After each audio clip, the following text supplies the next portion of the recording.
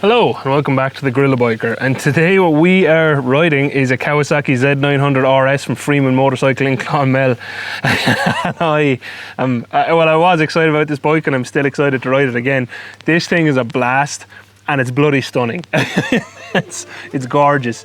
It is the modern classic from Kawasaki, relatively recent offering. This one is a 2018 model. I'll put the price and the details on screen right now if you want it from Freeman. It has less than 5,000 miles, like 4,600 miles. I'll put kilometers on the screen as well. And really it's really a well put together bike.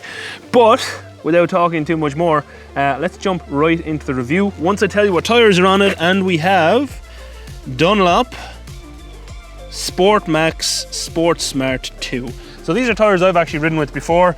I found them very good, and obviously with this type of bike we'll be spending a lot of time just on normal main roads as much as possible, with good surfaces, because that is what it's made for. But yeah, let's jump into ergonomics.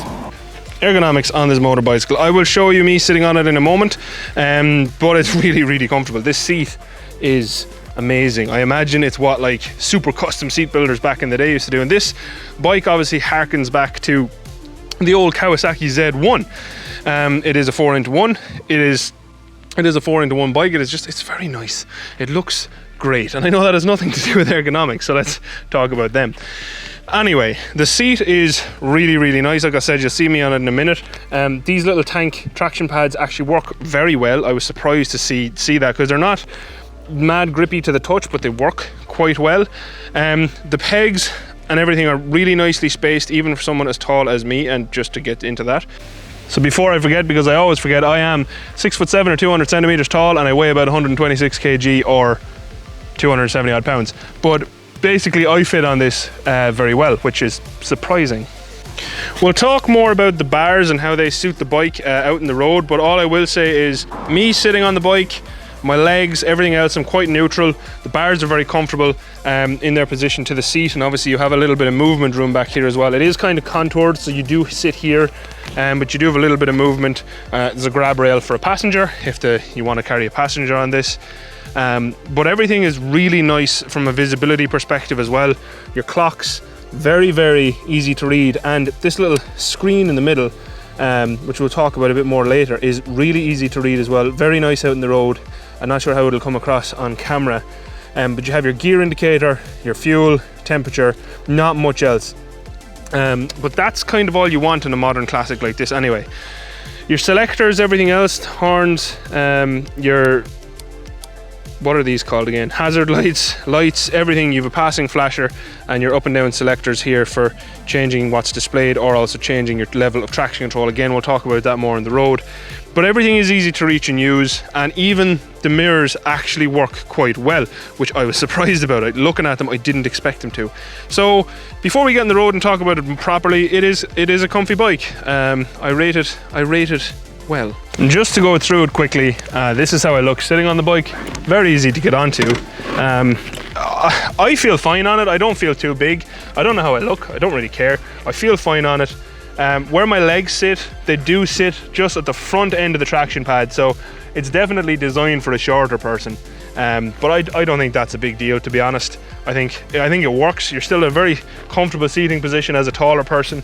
My legs aren't too cramped up, and certainly you have a lot of movement space. Like I said, you can move back a little bit if you want, or you can move a little bit more forward on the tank. There is a lot of movement there to do. So yeah, I really like this thing. I really like it a lot. So now that we're out on the road, how is the bike ergonomically? It's very comfortable. Like I said, I think a stronger spring on the rear would suit me. But to be honest, even on this slightly more rough road, the seat combined with the suspension cushions me oh so lovely. This has been destroyed by a tractor. We'll weave through it. But you know, everything else, and I honestly, I don't like going on too long about it, because everything else, like the bars, they work, they're comfortable. All the controls within easy reach. There's my hazards, horn, you know, full lights, everything. It's really easy to reach. I want to change the traction control. You hit select and you can go up to or down to 2 or back up to 1, and so on and so forth. Like, mirrors work. The foot pegs are in a lovely position. Oh, that's a big fire. The foot pegs are in a lovely position. Or is it just smoke? I don't know. That's weird. The foot pegs are in a lovely position. Like I said, all the controls, they're in a good position and they work. So I don't have any takeaways from it. When I was out testing it earlier before I started making the video, there's no mad wind buffeting or anything else now. Obviously there is an aftermarket Givi screen on this.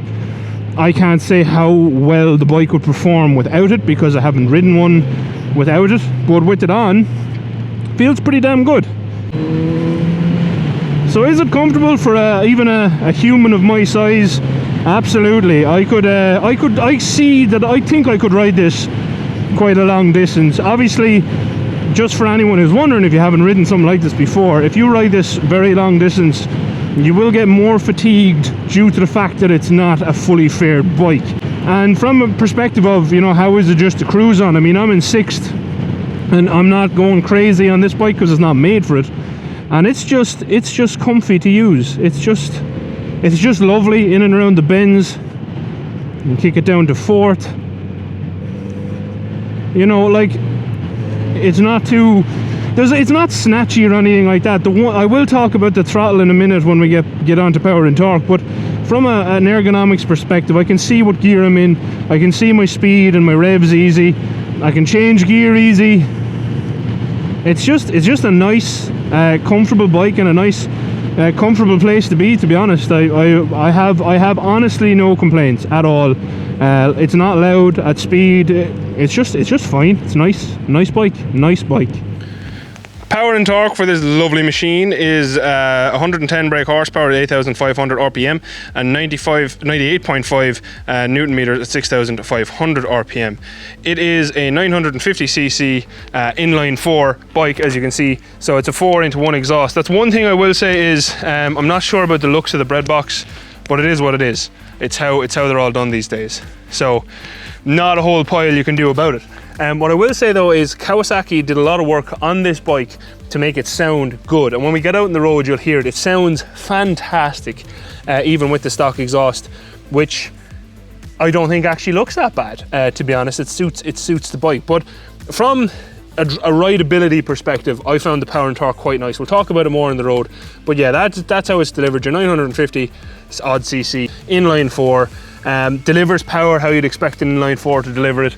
No mad torque or anything like that. It just does it nicely. The throttle is quite nice. We'll talk about one thing with the throttle when we're out on the road.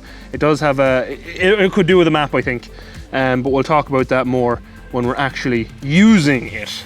But other than that, not much else to say off the bike, other than, yeah, it's good, I like it. So power and torque, we're just gonna let that van off a little bit ahead of us. How are they? Well, I gave you the numbers earlier, and how do they feel for the bike? Well, good, like this. Second gear pull, that front wheel would have come up if I'd let it. It's absolutely, it's a blast. This thing is an absolute blast on the road. Again, second gear. Low revs all the way up. It's just fun. It's just fun, and it's not...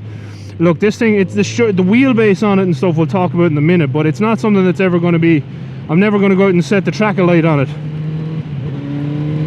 But it is not slow, as you can see. And what's really nice is the power is delivered very smoothly. So there's no big lumps of power on this thing. There's no big crazy chunk of torque or anything like that.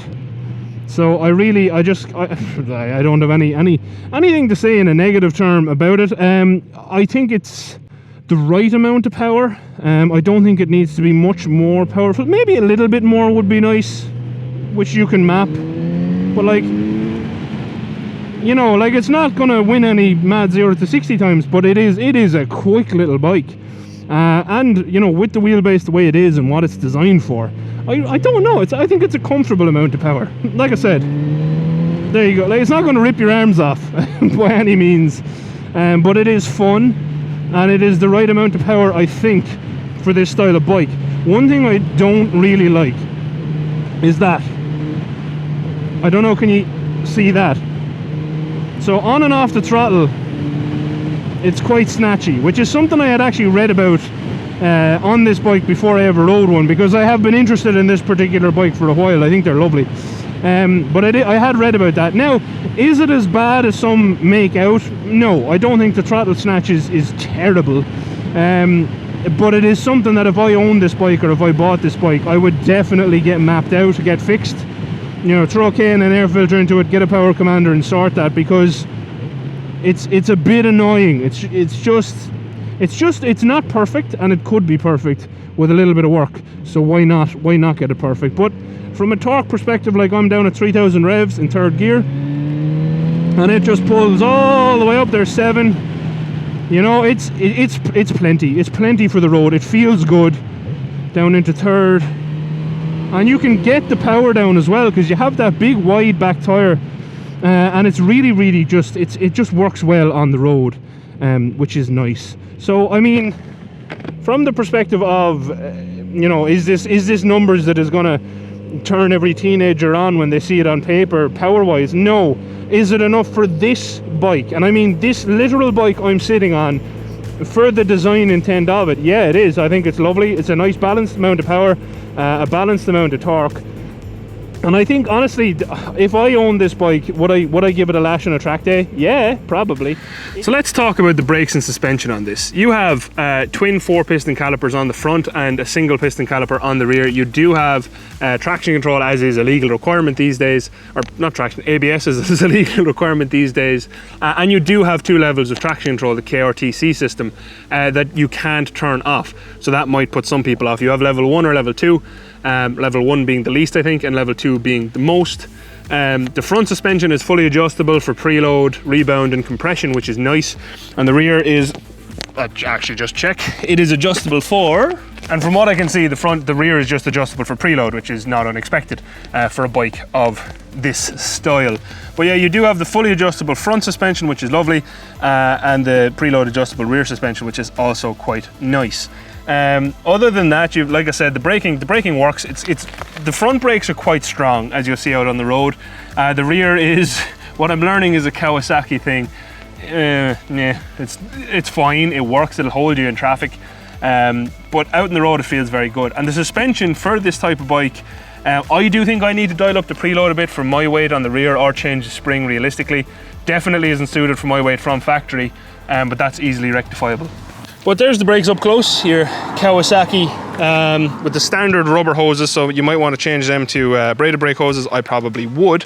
Nomad switchovers, Nomad rear, you know, control unit for the traction control, and the rear is just as simple. You have your ABS sensor and your single brake disc. I think the suspension also looks nice. The front, I think, suits the bike, and there's your compression and you rebound and preload up here. So overall, I think a pretty well put together suspension and braking package that works very well in reality on the road too. Now to talk about our brakes and handling, first we're going to show you the brakes. We're going to get up to speed here.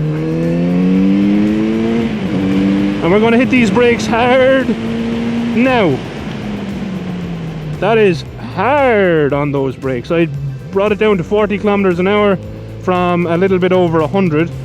In that time, and it just works. They work really well. The suspension and handling, so how does that feel? As you can see me cutting through these corners here, the suspension and handling are very good. The one thing is, I don't think this is a bike you could ever push super hard, just because of the wheelbase of it, and I mean the design intent. But again, the brakes, hard on the brakes into second, and then around the corner. It gets itself sorted before corners very well. The suspension on it is excellent. The steel trellis frame, I think it's a steel trellis, maybe it's aluminium. It's a really nice package. It works very well together, everything on it. I have to say, you know, for going out on a twisty road of a Sunday or something, what this would probably be used for mostly, this thing is perfect. Loads of power, loads of torque, loads of brakes, and it handles magnificently. The suspension gets itself sorted for corners so well. It's a very stable bike in corners, is what I'm trying to say. Like even here, right, we're going around, we're coming back into the right hander, and it has itself sorted, you know what I mean? There's no wiggling from the front end or anything like that. It is a very well sorted bike.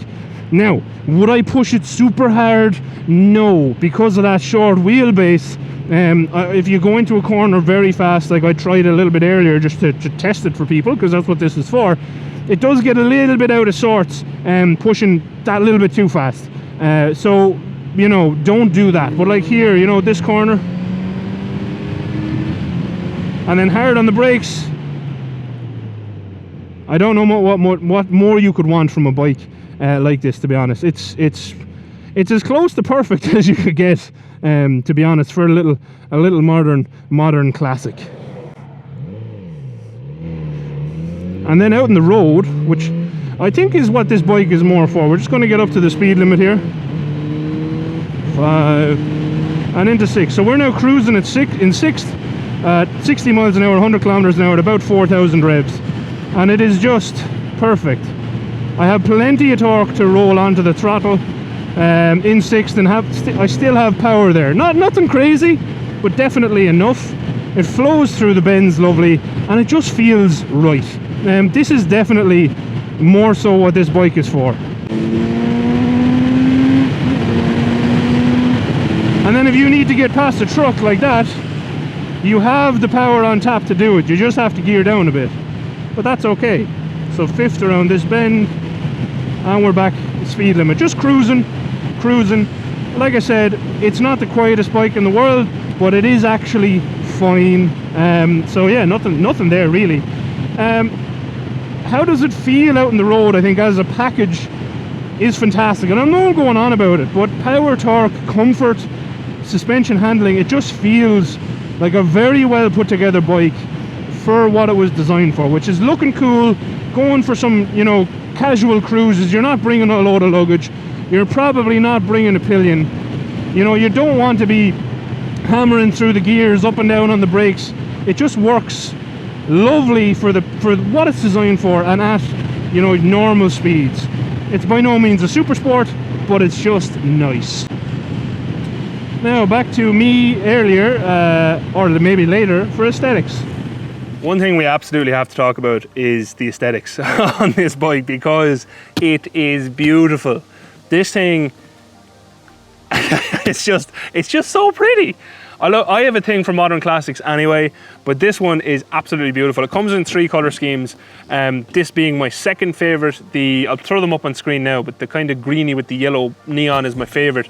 This definitely comes a close second with the ebony or onyx or whatever you call it, the black one. I wouldn't be a fan. I do like the different colors on it, but it's just so nice. It's so nice. Like, all joking aside, just look at this thing. The colors are so nice. The 900 accent on the side, the accents on the engine, yeah, it's just beautiful. And like, I mean, from just a stance perspective, it looks like a cool bike.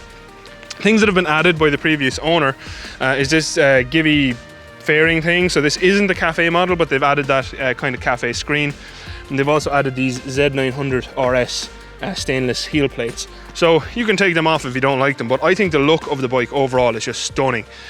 I love the color, I love the engine and how it's put together, I love the accents on the engine. Even the stock exhaust, like I said, it's not the ugliest stock exhaust I've ever seen. It's actually nice, it suits the bike, plus it sounds good. The stance of the bike with the wheels look nice. The stainless grab rail looks so good. This seat is, oh, it's just so nice with the grab strap. Oh, it's just so nice. The tank, the teardrop shape, can you see that? It's like a classic teardrop shape. Looks so nice as well. Rear end of the bike, not so bad. Kind of nothing going for it, like nothing fancy. It's just a rear end of the bike. The left hand side looks pretty much like the right hand side. Nothing mad or different. And then these clocks, just look at them. They're so pretty. And you turn it on, they do their little cycle, same as every clock ever. And then you have your screen in the middle as well, which is kind of a digital screen. It's not TFT as far as I know, digital, but it gives you all the information you need. But we still have these lovely analog clocks here, which I have fallen in love with a bit. Other than that, the hand controls are the hand controls. The one thing is that some people don't like, and a lot of these newer bikes that I'll show you, is as you can see, this here looks quite bulky, and then over here it's quite thin. They don't match. So symmetricalness wise, the right and left hand controls are something that I would like.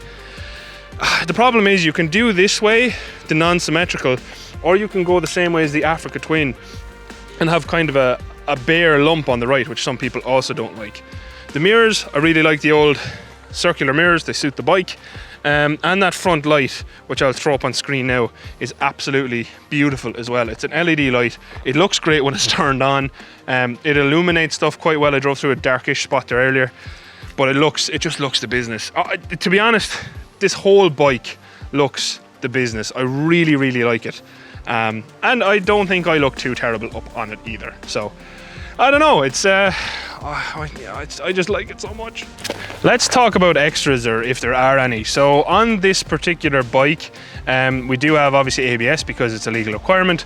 We have the 2 levels of traction control, and that's about it. There aren't really any other extras other than what was added by the previous owner, being that screen and those heel plates that I showed you before in the video. So I mean, what you see is what you get with this bike.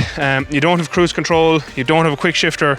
It is very much a modern classic in the truest sense of the word, is that it's a modern version of a classic. You have, you know, your newer brakes, your newer suspension, your newer reliable engine, say, with your fuel injection, but it definitely does still maintain that retro kind of look, as in it doesn't have any fancy electric gizmos, or it's kept them to a minimum, which I actually like. I know some people might like some more extras, but this doesn't have them. So you, like you said, you have your 2 levels of traction control, and that's kind of it.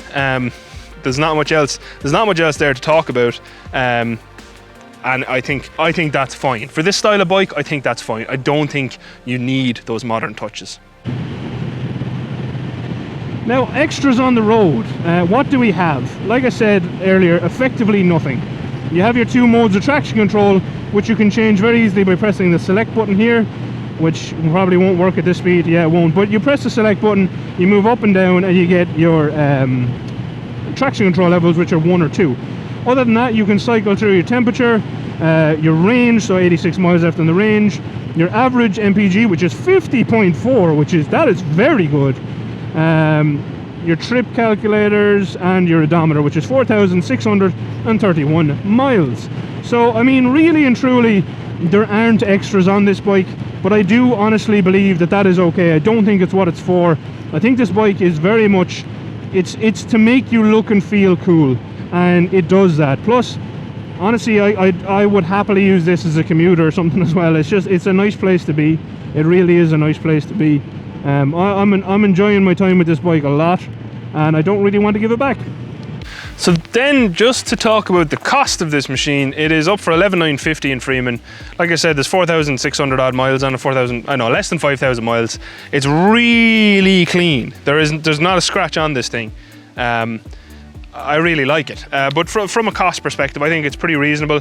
Obviously, it depends on the style. What you're paying for here, rather than extras and all that stuff, is very much the style of the bike. You're paying for the color, you're paying for the look, you're paying for a modern version of a classic bike. It is expensive. Sorry, Freeman. Sorry. I know it's not you. I know it's Kawasaki. They are expensive for what they are. They are expensive. I mean, you can, for the same price, you can get a used Africa Twin or whatever else. So it really does depend on what you want. I mean, I don't think you're going to tour on this. You're not going to win races on this. What you're going to do is look really cool, feel really cool, and enjoy the hell out of it. So from a cost perspective, I do think it makes sense if you're looking for this style of bike. If you're looking for something that is a commuter and you can carry loads of luggage on and you can tour across Europe on, I'm not saying you can't do those things on this bike. I'm just saying that I wouldn't, and from a cost perspective, there are better bikes out there. But if you want to look cool, feel cool, and just enjoy the hell out of riding your bike, on shorter journeys, I would say, then you can absolutely look at this as a it's not a bargain. I don't think any modern bike is a bargain, but it's definitely value for money from a paint scheme and everything else style. You put these against, you know, new Triumphs, Triumph Bonnevilles and stuff. It is, from what I've seen, it is a more budget-friendly option than a Triumph Bonneville. But that's just what I've seen online, what's up for sale, used and stuff. if you're buying new and you know what you want, I mean, I do think there's very few bikes out here that look like this. And like I said earlier in aesthetics, I am absolutely won over by this bike, looks-wise. So yeah. Anyway, let's get back on the road. But around the cost, I don't think there's anything particularly highly priced about the price of this bike. It's not, like I said, it's not cheap, but it's not a commuter. You're not paying for something that's, you know, basic color schemes, basic design. This has been made to look beautiful. It's been made to look good out in the road. It's been made to make you look good out in the road, and we're gonna have to turn and try hide from this rain. I don't want to get rained on too much. But yeah, you know, from a perspective of, does it do what it says in the tin? Yes, it is a really fun, fast little bike. I mean, would I pay it? If I had it, I honestly would, because this would be like the bike that my Magna is, if that makes sense. You know, it's the bike I want to bring for little spins into town, that I want to bring for like shorter spins with my friends, you know, a couple of hours on a Sunday. It's not something that I want to be particularly bringing to work every day. That's what the CBF or CBF style bike is for, because you have all the luggage, and you know, they're a bit more basic looking. It's the nice way to put it. They're not something that's made to look like this. They're not something that's made to look beautiful, to look cool.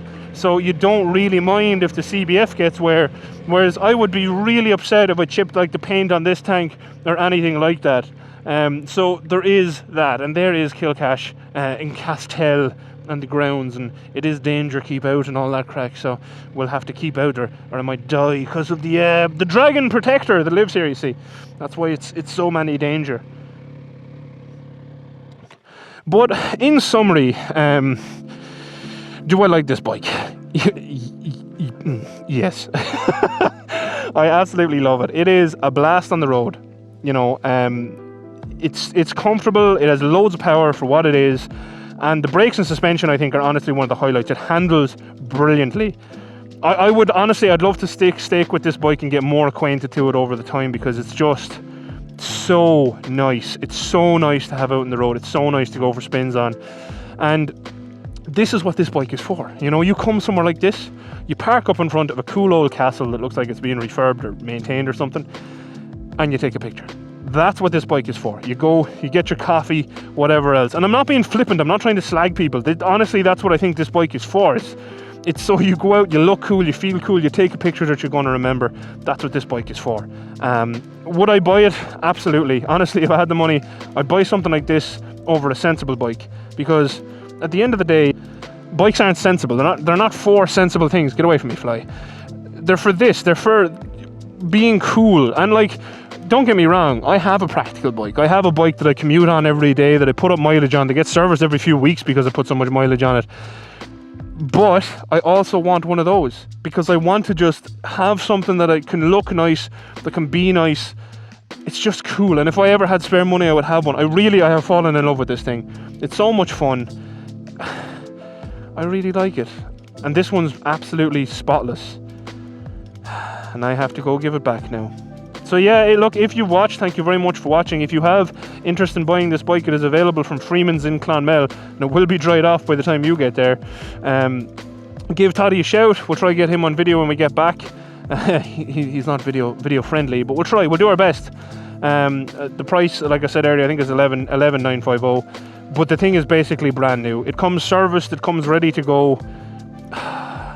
If you want to buy this, let me know in the comments. If you do buy it, please also let me know, so I can know where it is and maybe see it every once in a while. I love it. I really, really, really love it. It's just cool. It's like the Magna for me. It's just cool. If anyone ever asks me, is the Magna comfortable? No. You know, the Magna's not comfortable. It's not fuel efficient. It's not reliable. This is all of those things. It is reliable. It is comfortable. It is fuel efficient. But it's just a cool bike too. So, I mean, you could really use this for whatever the hell you want. Don't listen to me. I just wouldn't use it for commuting and touring. That's all. But I would buy it. I would buy it, and I really love it, and I don't want to give it back. So, this is going to be a sad ride home. I think I'm falling in love with Kawasaki's. I think I'm going to have to buy a Kawasaki. Anyway, thank you again for watching. As always, a very special thank you to my patrons. I really do appreciate your support. Honestly, it is your support that allows me to ride down here and do this kind of stuff. So without it, I couldn't afford the fuel at some points. At the moment I'm okay, but some points I definitely couldn't have. So your support honestly does mean the world to me. So thank you very much. As I said, if you want this bike, give Freeman a shout. Tell Toddy I sent you, or Seamus, or Koji, or any of them who you get on the phone. And tell them to be nice because you saw the video and you want to buy the bike. And yeah, that's it. Until next time, thank you very much again for watching. Adios. Outro crew. I'm going to have a very wet arse and then I have to ride half an hour home as well on the CBF, so I'll have an even more wet arse. What am I going to do? What am I going to do? I keep falling in love with Kawasaki's. Send help. Send help, outro crew. Send help. Bye.